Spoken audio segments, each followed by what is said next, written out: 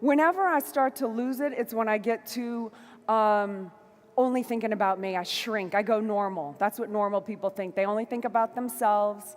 I hate to say it, but you only think about your spouse and your kids, and that's it. Like, your circle is this big.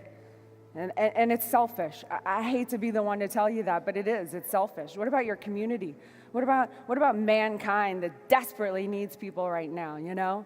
I'm not interested in just doing me. I did just me for 30 years before we got married. I took myself to as high as I could go, and now I'm playing a different game. And the game I'm playing now is, how do I do this with a family and be that family that is like, yes, this can be done. We can create families again. We can create relationships. Relationships can actually be the new currency. The game becomes to fight each other when you're not on the same team with the same goals and purposes and teammates, you know, when you're operating individually. So I really wanted to get people on the same unit to really fast track their way to success and to build an empire. You have to have the cold hard talk, you know, and sometimes it might take several talks, and you have to sell your position and why it's important and why it's vital and what y'all are going for. And if you are married to the right person, you know,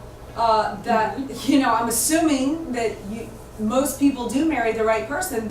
Y'all are going to find a happy medium and how to figure out and how to make each other grow as individuals. Set your targets and purposes so big that you can't sweat the small stuff between each other, because the purpose of who you are together is more important for the long-term goals. How do I get my spouse on the same page with me? And I say, well, A, you either haven't done a good enough job in selling her on the vision or the dream, or you're not really listening, or you haven't tapped into what it is that she wants and talk into that and fulfill it. And the ladies are like, you know, I'm the entrepreneur, I'm the boss, you know, I have this guy, he's not on the same page, how do I get him on the same page? And it's the same thing. You either have to get him on the you have to have the conversation and say, you know, this is the empire, I happen to be the breadwinner, but I need you to help me and support me in that and solicit that from that man. And it takes a very powerful man to do that role, but I've seen it be very successful in numerous relationships. We have all of our targets. Everyone writes their own dreams, their own targets, but do you ever do it as a couple? What are the couple's goals? What are our targets to hit together as a unit? And we have up there, number one, we want to be a power couple.